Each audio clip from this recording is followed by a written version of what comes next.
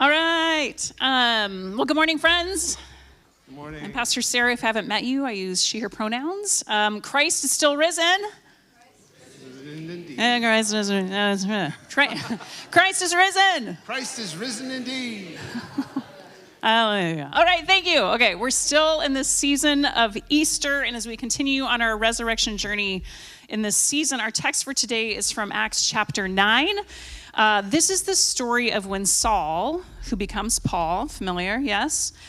He's met by Jesus on the road to Damascus. So this is his conversion story. It's also a resurrection story, right? For us, indeed, who trust that even now, even with all that is happening in our world, even with all that is happening in our lives, that our God is still making all things new. So although it's not a story like right after Jesus' resurrection, Easter story in that sense, it is indeed a story that informs us as God's people who follow the risen Jesus. So Acts chapter 9, we're going to do verses 1 through 6. I'll say a little I'll do a little narration, and then we'll get to verses 19 through 22 as well. So here is Acts chapter 9. Meanwhile, Saul was still breathing out murderous threats against the Lord's disciples. What was he doing? He was breathing out murderous threats, okay? Just so we're clear, this is the guy we're talking about, right? Okay. So he went to the high priest and asked the high priest for letters to the synagogues in Damascus so that if he found any there who belonged to the way, that's what they referred to, folks who were following Jesus, whether men or women, he might take them as prisoners to Jerusalem. As he neared Damascus on his journey, my screen went away, but yours didn't. Okay, as he neared Damascus on his journey, suddenly a light from heaven flashed around him. He fell to the ground and heard a voice say to him, "Saul, Saul, why do you persecute me?" "Who are you, Lord?" Saul asked. "I am Jesus, whom you are persecuting." He replied, "Now get up and go into the city, and you will be told what you must do." So Saul is in this, so right after this, he's struck blind, right? He gets up and he's led helpless into Damascus, where he spends 3 days in darkness, not eating, not drinking. Meanwhile, God speaks to a follower of Jesus named Ananias, telling Ananias to go to this Saul, the same Saul who has been hunting Jesus followers. And instead of saying, "No way, peace, I'm out," Ananias actually goes because God explains that Saul is set apart to carry God's name far and wide. Ananias lays hands on Saul and calls him beloved Saul. Scales fall from his eyes. Saul can see again, and he's filled with the Spirit and is even then baptized. And then the same guy who was doing what? Breathing murderous threats. Just 18 verses later, and just a few days later, this is what it says about him. Saul spent several days with the disciples in Damascus. At once he began to preach in the synagogues that Jesus is the Son of God. All those who heard him were astonished and asked, "Isn't he the man who raised havoc in Jerusalem among those who call on this name? And hasn't he come here to take them as prisoners to the chief priests?" Yet Saul grew more and more powerful and baffled the Jews living in Damascus by proving that Jesus is the Messiah. Whoa, plot twist, right?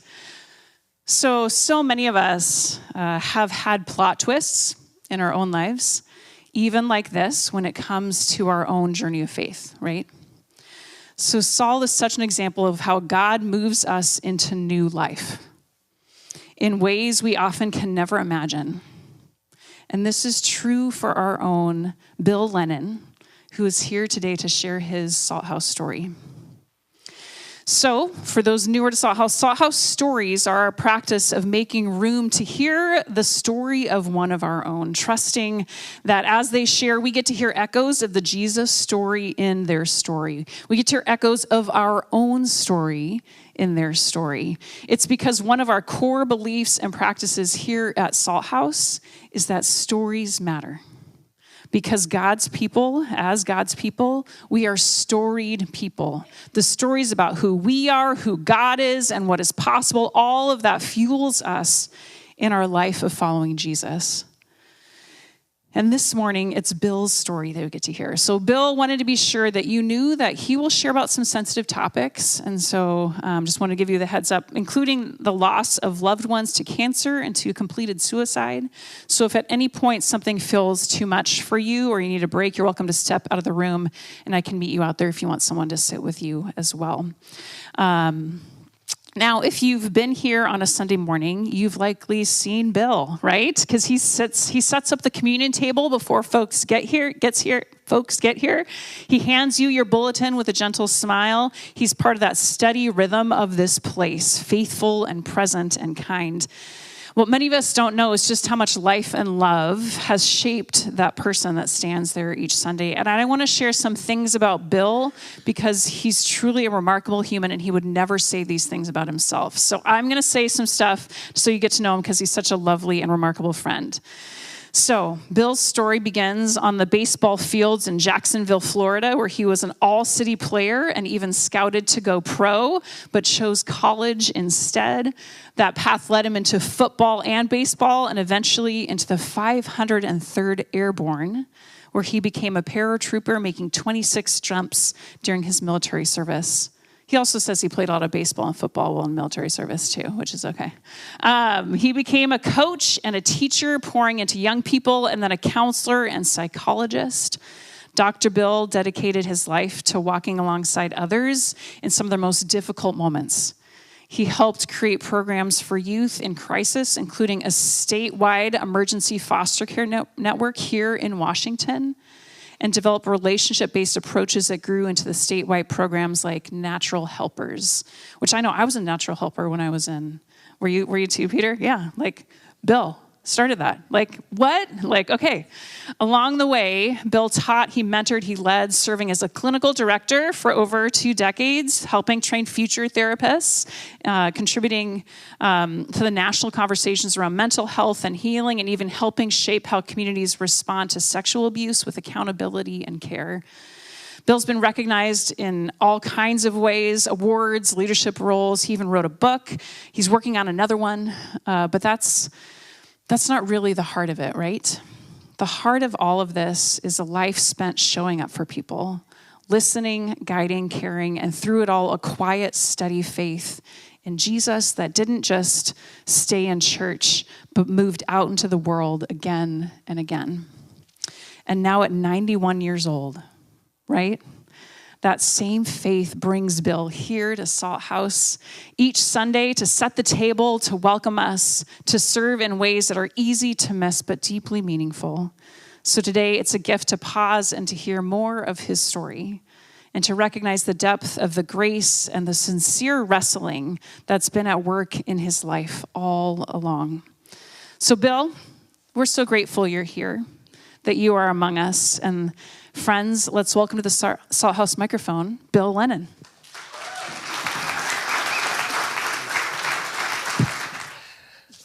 Thank you, Sarah. Well, I've noticed other people do, hi, Salt House. That's what happens in the beginning, hi, Salt House. Well, how did I get here? Well, to my faith position, to being the communion setter-upper, to be the bulletin passer-outer, to be the stuffer with Tim. Tim and I are back there doing that stuff in the morning, and to a cleaner-upper with Todd and Pam in the kitchen. It's a good thing to be here. I asked Sarah how long I'd been coming here. I know it was before before COVID, so it's 3-4 years anyway. Old geezers don't remember this much. Now, let me say, I like the word geezer. My wife explained to me that when a woman hits around 60, she may become a crone, and that's a good thing. Well, I think there's got to be a good thing for old geezers. So geezer's a good term. And I live in a geezer house, and I'm a geezer. So I want to share with you an idea or two that you can use. You know, I get rides home because I'm not driving my car anymore. My son said if I didn't kill somebody else first, they were going to kill me. But at any rate, so I don't drive anymore. But people have just teamed up, and there's a committee called Get Build a Church, and it happens every Sunday. It's amazing. So I want to share a couple of ideas with you. One of my ideas is not to earn your way into the Christian club, but to figure a way that a couple of things that have helped me to stay in along the way. And as I said to Sarah, I could talk for an hour easy. 20 minutes is tough. But I want to tell you a couple of things that Sarah said to me. My wife didn't used to say it this way, but I want you to tell some stories. So, okay, I got some stories. I'm from the Deep South.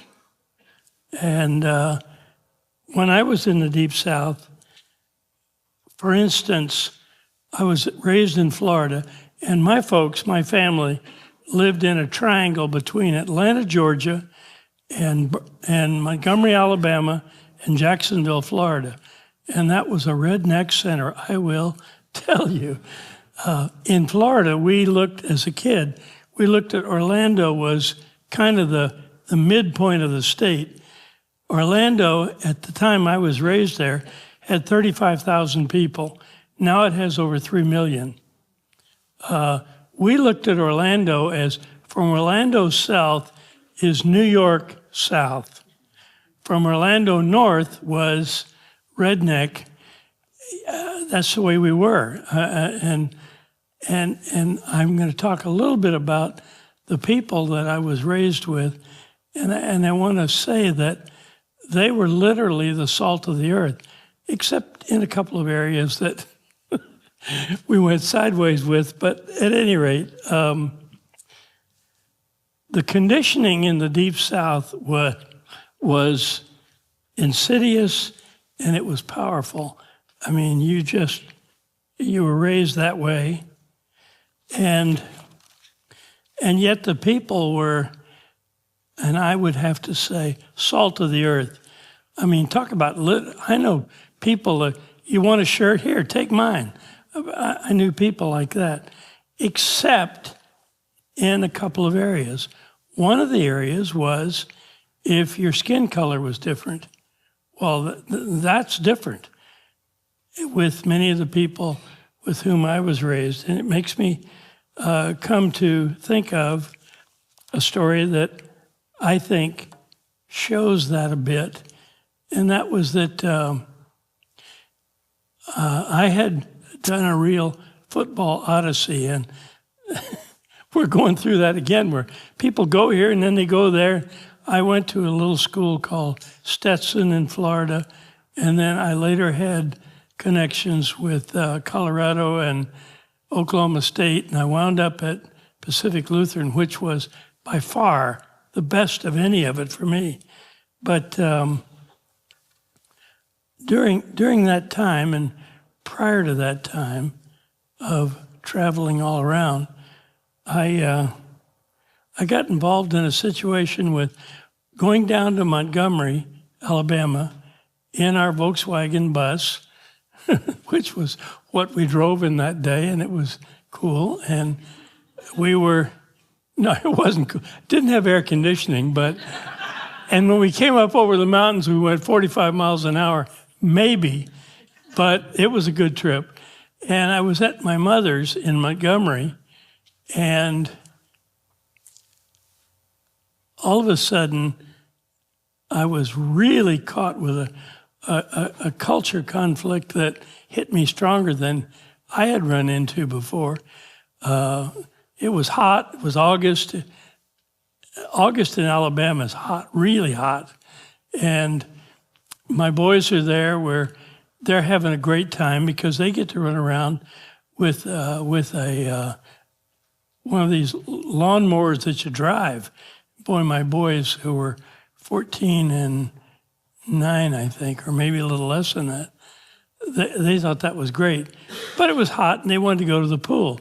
So I asked my mother, is there a pool near here? Yeah, right about 2 blocks away at the YMCA.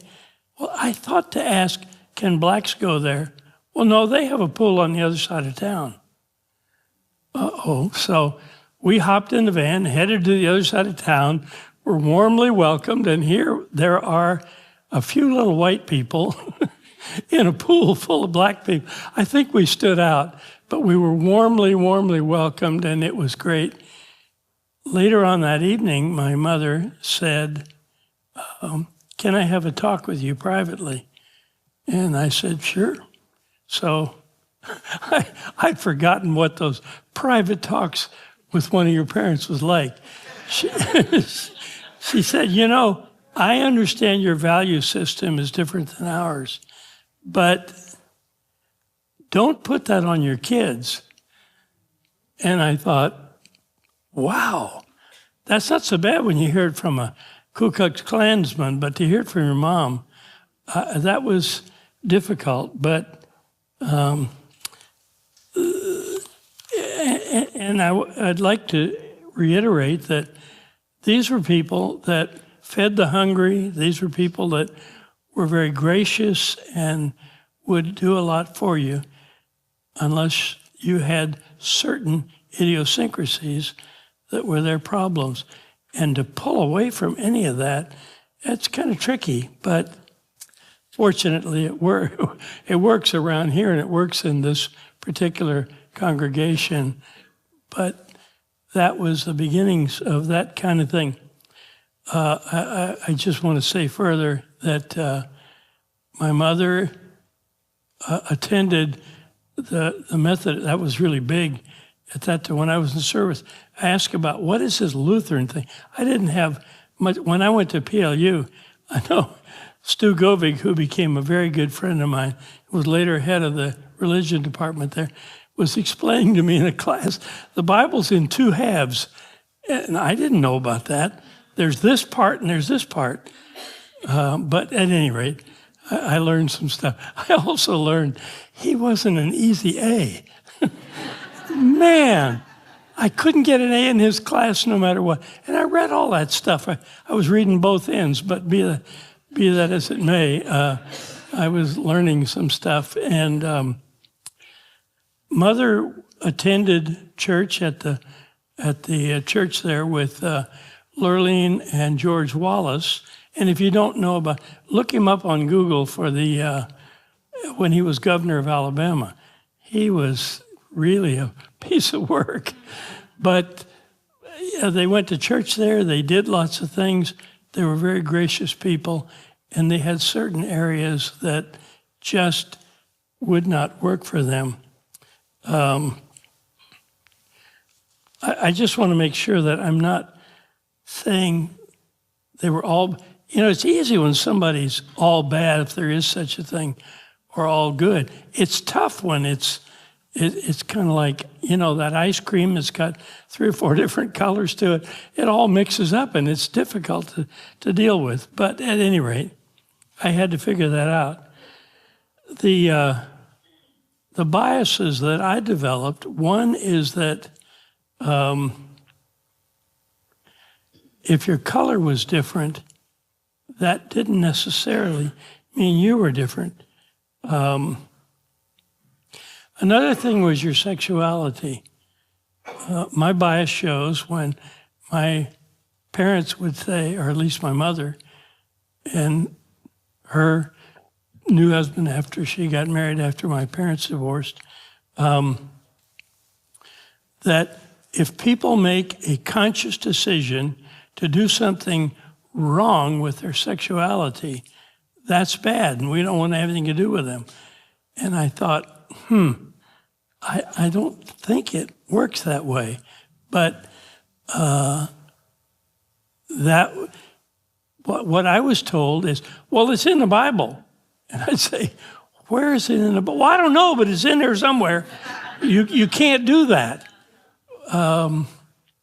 So anyway, I ran into a number of value collisions that I want to tell you another story that really was intriguing to me as I look back at it. I was at a movie I was on the high school football team, and 3 or 4 of my buddies went to this movie, and it was a movie. In fact, I looked it up I got it on Siri the other day, or Chatbox, or whatever. I don't know what those things are. My friends here, Jeff and Allison, coached me on what all that stuff is, but just to make sure my story wasn't too goofy. But there was this movie, and we did see it, called Home of the Brave, and it had Sidney Poitier in it, who was black, and Frank Lovejoy, who was white. Now, you got to remember, I'm a geezer, so we're talking about back in the 50s. And we're sitting in the movie watching it, and I noticed that there was some tension going on with my buddies that I came to the movie with. And I didn't know what that was all about. But what it turned out that it was about was it was a war movie, and in that movie, Sidney Poitier was going to rescue Frank Lovejoy from some situation in the war. And my buddies, and this is interesting, and I look at the patterning that you get. 3 of them that I was really close friends with. Tommy Houlihan was a cradle Catholic and attended all the time. Preacher was son of one of the few other churches other than Methodist around where we lived, which was Baptist. And Lee was son of a deacon in the Methodist church. And they were concerned about the fact that a black man was going to rescue the white man, even to the point where they said, "We got to leave." So they looked at me, "Well, let's go." Man, I didn't know whether to pee or tie my shoes. I didn't know what to do. And you know, the truth is, I'm sure, and I think I know why the truth, I don't remember what I did, but I'm guessing I don't remember because I'm guessing I left.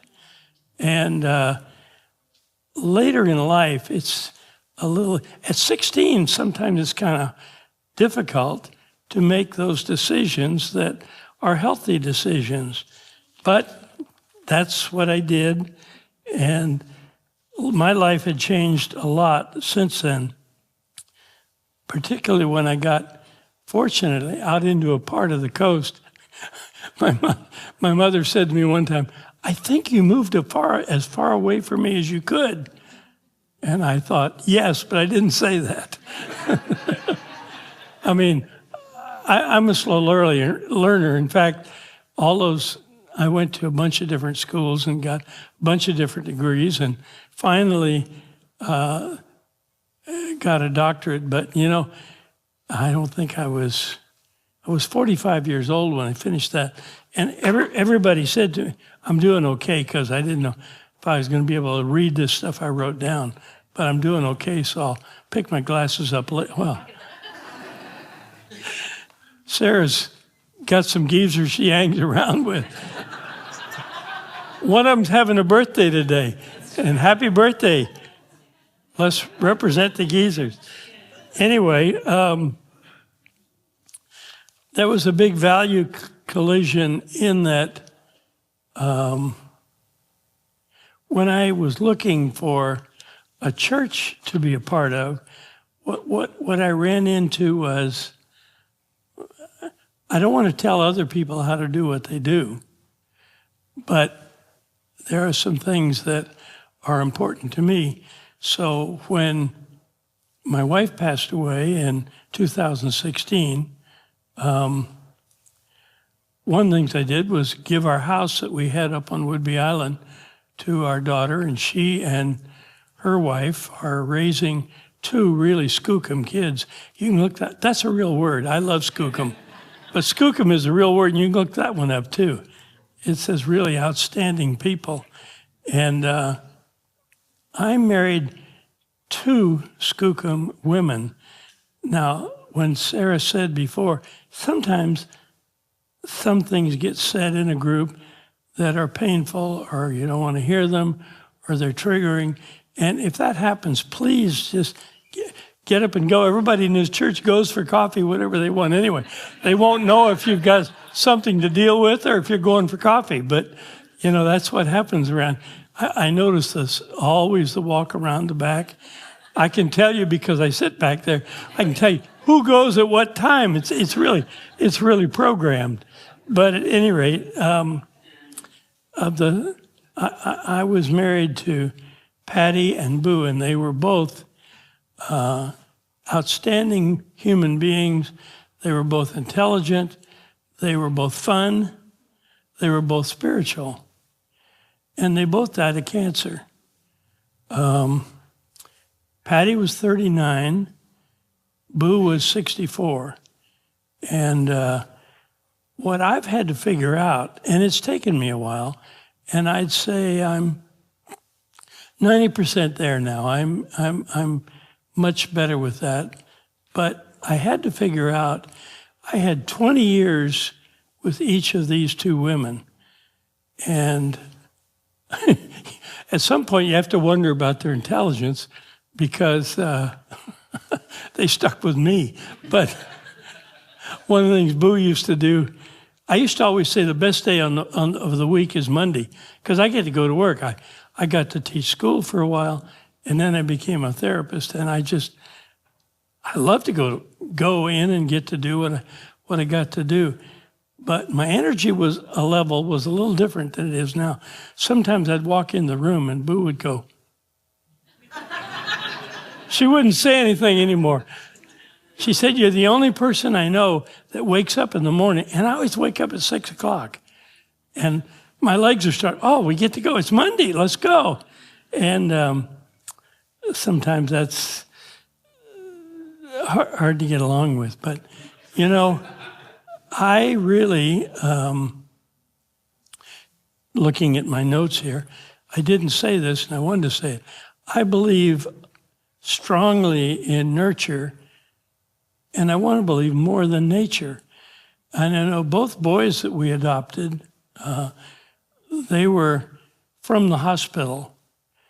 And that fits back into Boo and Patty not living a longer time, and both of them having cancer and passing away. We also adopted a little girl from Korea. We guess she was around 5. And she took her life the same year that Boo died, so she committed suicide. The police officer that called me about 4 o'clock in the morning, I think he could use a little work on his communication, but he said, well, she ate a gun. And that she was in a park, and she took her life in 2016.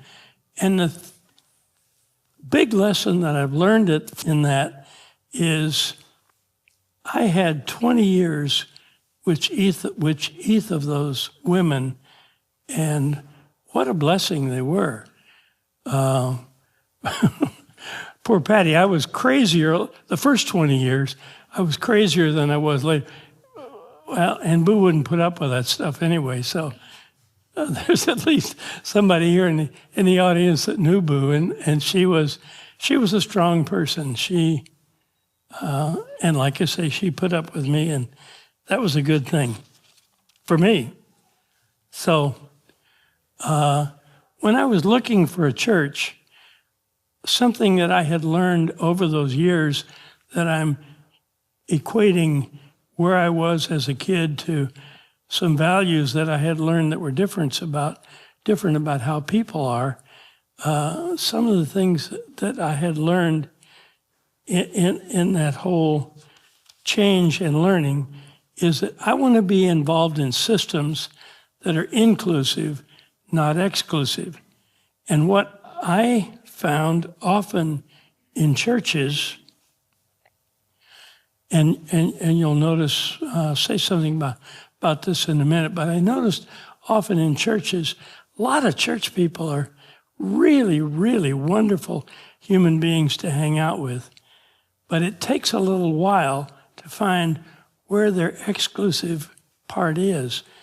And for me to find out, so after we gave the house to Laura and Janet, as I said, to raise those two little skookum kids, but after I gave the house, we had a townhouse right next to our clinic in Bellevue, and I moved in there, and I started visiting churches, and I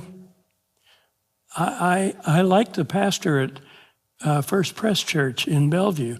I'd done a workshop with him. I liked him. He seemed like Doug Murin was pastor of the Eastside Foursquare Church, and I'd become a friend with Doug, and I visited both those places and a number of other. The Ananda Marga Yoga people were absolutely wonderful. I mean, I really liked hanging out with them. They were amazing. A very different spiritual base, but a profound, wonderful spiritual base, and I really wanted to be there.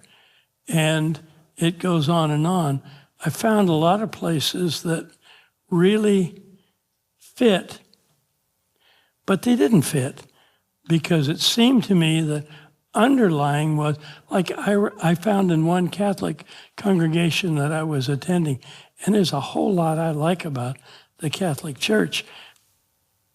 But at the church that I was exploring, the pastor could not be a woman and serve the Eucharist. And I thought, well, I don't believe in that. And I ran into things like that where that's not going to be advertised when you first come in, but after a while, I'm going to have a problem. And so then, because of Holden Village, and I spent a lot of time in Holden Village and Pacific Lutheran, and then I got involved with this crazy guy. His name was Ron Hanna, and he got me. Here's this wild Indian renegade who's starting at PLU and not knowing much about which end. He's got me running Young Life clubs and monitoring me very carefully. And but people like Ron and Stu Govig at PLU, who later was the chairman of the religion department, he and Alice became good friends of mine, and I used to babysit their kids, and little did they know, but we had a good time. And they were people that really, I don't know any other way to say it, poured their life into me, and they were the kind of people that I wanted to hang out with. And then if I can do a prompt for this place, I couldn't find, I'm not saying there aren't, but I couldn't find areas of this congregation that are exclusive, that say, I like you. You can't do this, but I like you. Come on, be a part of us. And so this friend of mine told me about a Holden Village night they were having here. And I came here, and I thought, well, this is pretty neat. So I started coming to church here, and then pretty soon I thought, this is where I want to be. This is where this is even better than the Ananda Marga Yoga people. And they're really wonderful. But that said to me, this is what I want to do and where I want to go. And something I've run into over the years is when Sarah was reading the things about the scripture, I'm going to tell you that I think Paul was a bad dude. He was just, you better look out. And I noticed that from my perspective, and that's just my perspective, Paul did a lot of really bad stuff. Paul particularly, when he was stoning someone to death and then making this miraculous conversion that Jesus touched him, he was blinded, then he could see. Well, to me, because I think this way, Paul's heading down the road this way, and he would have gone this way. He didn't do that. he headed down the road and he started going this way. And one of the things that I wanted to mention or say, because as a therapist, I've run into some folks that have had difficulty with this, and that is that my road to Damascus took a while. Paul was, bam, when it happened, it happened. Didn't happen that way for me. It made more and more sense to me. I felt fulfilled more and more by it. But what I see some folks do is, and let me now reference you to that there's a little handout in your bulletin. If you'd look at that, you can take a couple things I just want to reference on there, is that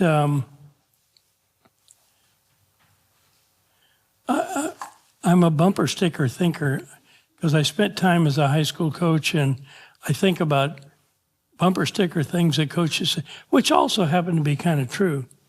But it's easy enough to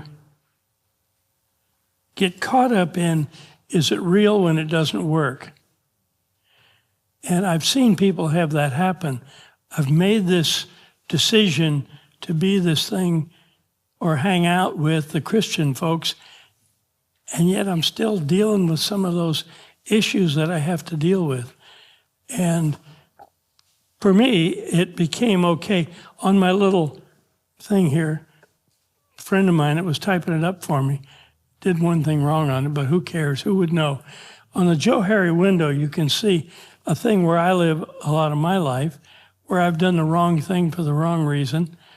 And I would say that with Paul, I was a bad dude in the sense that I could, without a whole lot of question, create some behaviors in my life that were really painful for other people and not care, not even notice. And what I found is that in box 3, doing the right thing, maybe for the wrong reason. Maybe I'm doing the right thing because my ego's caught up in it, and I'd like to be noticed for doing this right thing. Some of those things. It's okay to hang in there for a while.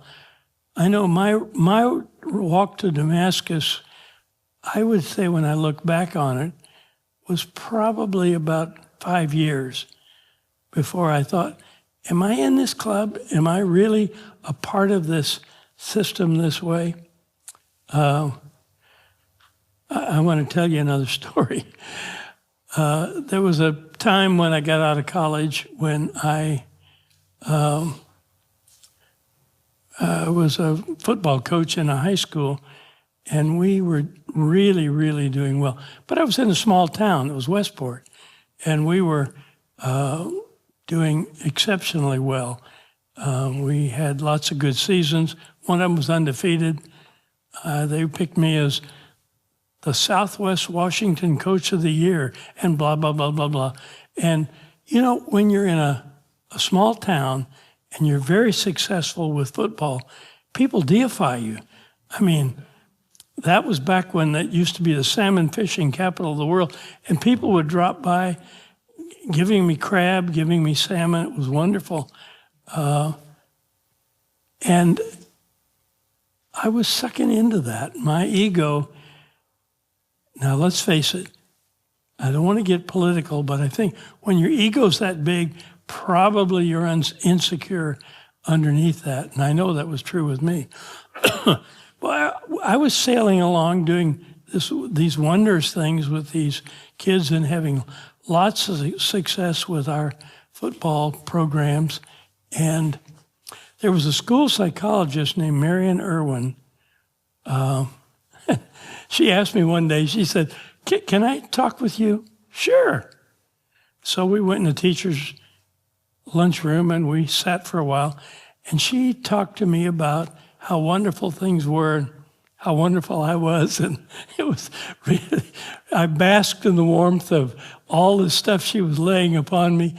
And she said, you know, as a school psychologist, which I later became one, I wonder why.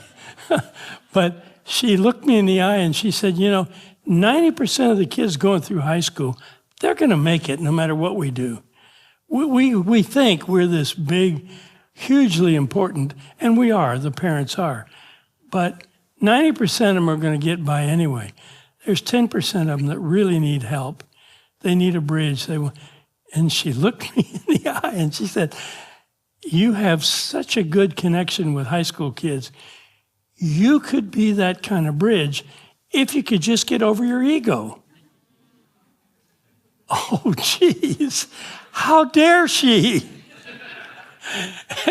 And she got up and left. I've never seen her since. She got up and left.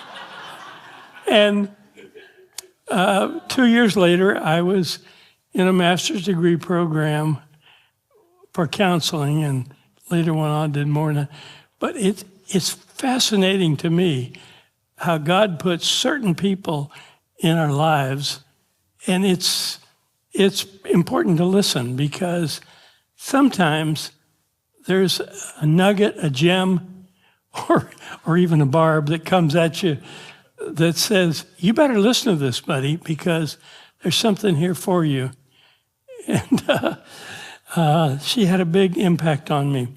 I got a little colorful thing up there among my rides, and she'll probably be embarrassed when I say this. She asked me what I was going to say today. One of the people of the many people here are giving me rides here and giving me rides back to my geezer house in Issaquah. And so I was telling her some of the things I was going to say. And then I told her some psychology stuff. Oh, don't do that psychology stuff. We don't want to hear that. I cut out half of it, but I got a little bit I got to say. There's 3 circles here, and it's pretty easy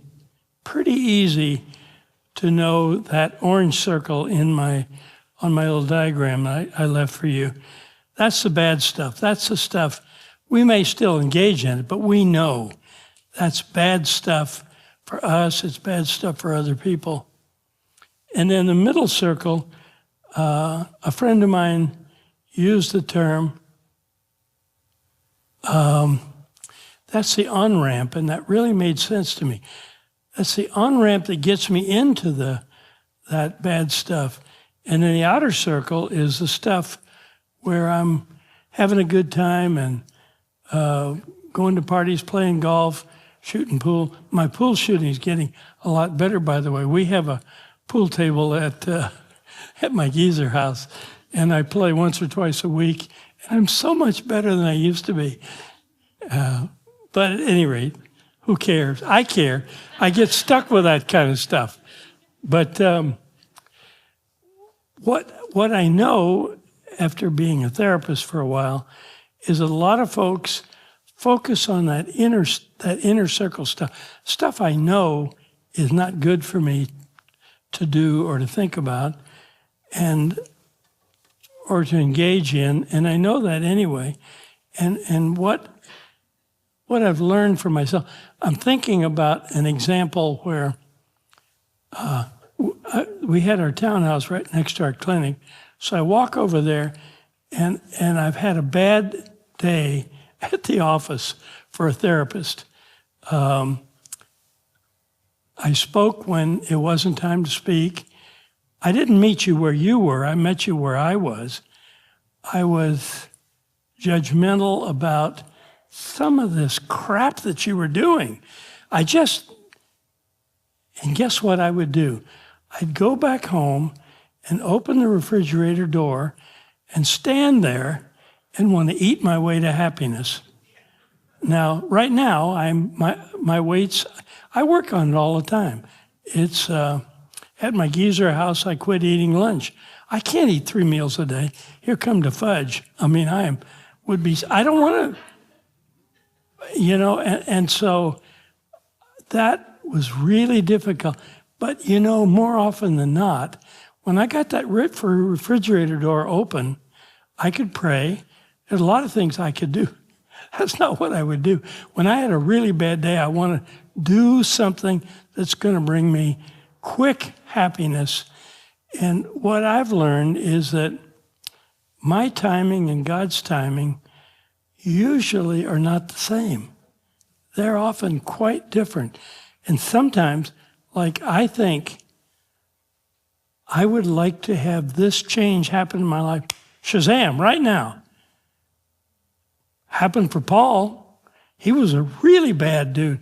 Now, I would say when I look at my circles here, I haven't stoned anybody in 36 years. Well, I haven't stoned anybody, but I haven't crossed those lines that I know are really unhealthy for me in 36 years. And I'm not into that being proud of that, but I'm into that in the sense that I know it's good to stay away from that. And the way I stay away from that is not opening the refrigerator door, but is doing some of the things. I got friends that I call, I play cards with, I do other things that are healthy for me. And so I would say pay attention to that, because what happens, it's another little Bible thing, where your mind is where your behavior is going to be pretty soon. And if you try to fight that refrigerator door and you're standing in front of it with open, it's like being in the cage with a 900-pound gorilla. You're going to lose. Where the change can come is in the on-ramp, where I do other things that work for me, that bring me peace, bring me. Now, what brings me peace and happiness and health is different from you. We laughed, but I like the fact that I'm shooting better pool than I did a year ago. I like the fact that I win sometimes. I can play and lose, but I love to win. I think it's fun. So, but these bumper stickers that I've got up here, I think it's important to make judgments, but not to be judgmental. I think that what I've learned about me, and it's a bumper sticker for me, I ain't yet well, but I sure am better than I used to be. And it didn't happen all of a sudden. It happened over a period of time. But I didn't throw my faith away because it didn't happen right away. Fortunately, I actually backed into understanding I could do some good things and still be a rascal. And gradually, the good things began to win over the not good things. And I don't know any other way to do it. If you can get it, Shazam, get it. But it didn't work that way for me. So I think my time is gone. And as Sarah, I could talk about anything for an hour, but tell me to talk for 20 minutes, I'm in trouble. So I'm going to leave, but I'm going to say this to you. I ain't yet well, but I sure am better. And I want to say to you all that my faith has been enhanced by people with 90% walk and 10% talk. That's what really works the best for me. So, thank you. Can I get my glasses back?